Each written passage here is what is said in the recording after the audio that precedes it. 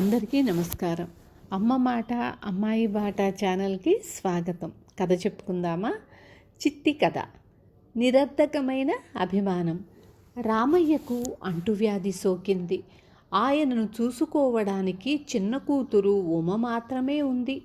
పెద్ద కూతురు శశిరేఖ పెళ్లి చేసుకుని అత్తవారింటికి వెళ్ళిపోయింది. రామయ్య వాడుకునే వస్తువులు ఎడంగా ఉంచమని వైద్యుడు ఉమను హెచ్చరించాడు. ఆయన పథ్యం కూడా చెప్పాడు. ఉమ వైద్యుడు చెప్పినట్లే చేస్తోంది. కానీ అది రామయ్యకు నచ్చలేదు. తన కంచము గ్లాసు వేరే ఉంచటము, తనకిష్టమైనది తిననీయకపోవటము చూసి ఆయన ఉమ మీద మండిపడ్డాడు.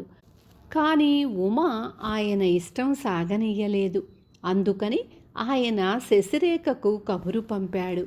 శశిరేఖ వచ్చి ఆయన స్థితి చూసి జాలిపడి ఆయన వస్తువులు విడిగా ఉంచనవసరం లేదని, ఆయన కోరినది తినవచ్చునని నిర్ణయించింది.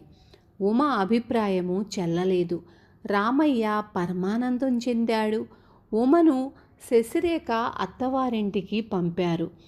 అయితే శశిరేఖ వచ్చినది మొదలు రామయ్య ఆరోగ్యం కోలుకుంటున్నది కాస్త తిరిగి క్షీణించసాగింది. వైద్యుడు కంగారుపడి రామయ్య అపత్యం చేస్తున్నట్లు శంకించాడు. లేదు, పథ్యం చేస్తున్నాడని అబద్ధమాడింది శశిరేఖ. అంతలోనే శశిరేఖకు కూడా ఆ అంటువ్యాధి సోకింది.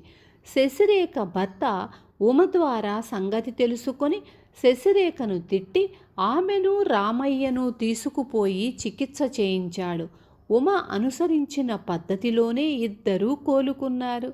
విన్నారు కదా. రేపు మళ్ళీ ఇంకొక మంచి కథతో మీ ముందుకు వస్తాను.